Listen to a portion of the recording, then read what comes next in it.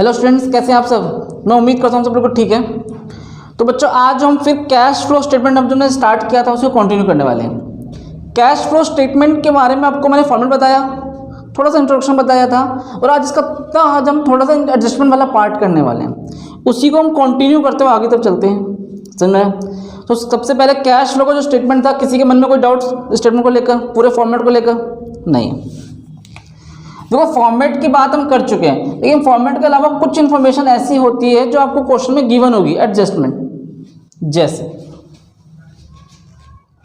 जो first adjustment की मैं बात कर रहा हूं, एक एडजस्टमेंट आपको जो दिक्कत देती है सबसे ज्यादा,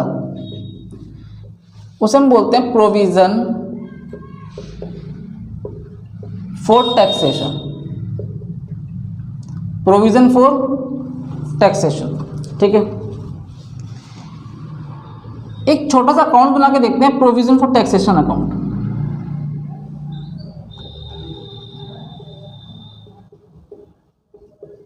provision for taxation account, debit, यहां पे क्या आता है? Credit. Particular amount, particular amount लिख दिया। देखो, प्रोविजन फॉर टैक्सेशन होता क्या है? Estimated for tax liability.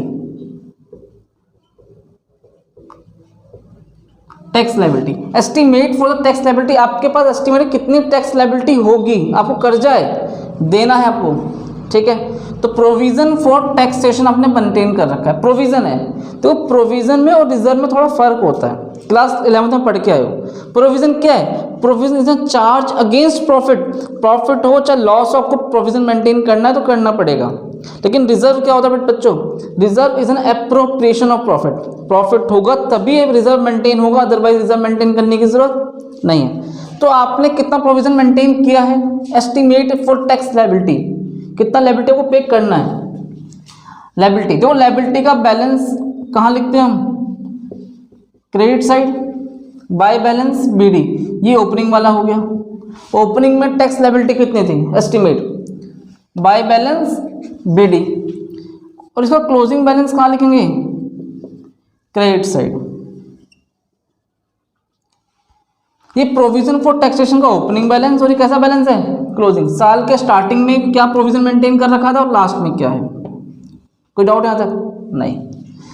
अब जो हम जितना टैक्स हम पे करते हैं साल के बीच में, जितना टैक्स मैंने पे किया, तो वो टैक्स पे कर दूंगा तो एंट्री क्या बन जाएगी?